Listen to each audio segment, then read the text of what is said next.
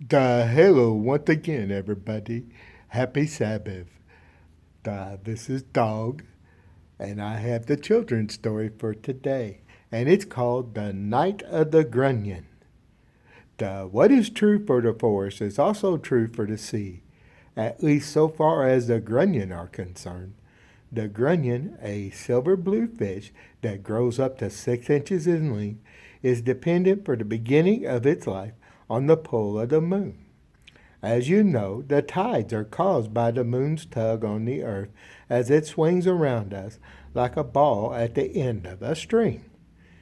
It is the tides on which the grunion depend. Along the coast of Southern California and Baja California is a species of grunion that must lay its eggs in the sand beyond the reach of the waves, where the eggs develop for 10 days before hatching. Laying the eggs must be carefully timed in harmony with the highest tides, which occur twice a month during April and May.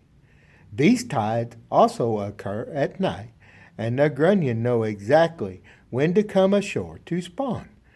They must time the landing precisely so that it takes place after the tide begins to ebb. Then they come, and by the thousands they come. The females must deposit their eggs a few inches below the surface and get back into the surf while the waves are still reaching the point on the beach where they are. The retreating waves will pile more and more sand on the eggs, burying them out of reach of storms, the hot sun, and birds' bees. 10 days later, the eggs are ready to hatch, and the tide comes again, sweeping the sand away with its advancing waves. When the sand around the eggs is soaked with the waters of peak tides once more, the eggs pop open. Out swim babies a quarter of an inch long in length that make their way into the surf and out to sea. No one understands how the grunions know exactly when to come ashore. They are totally dependent upon the moon, but they probably don't even know that there is such a body in the sky. But whatever the answer, God has placed within the grunion an urge to respond to the pull. The big question is, do we respond so willingly when the Holy Spirit pulls at our hearts when God's trying to get our attention?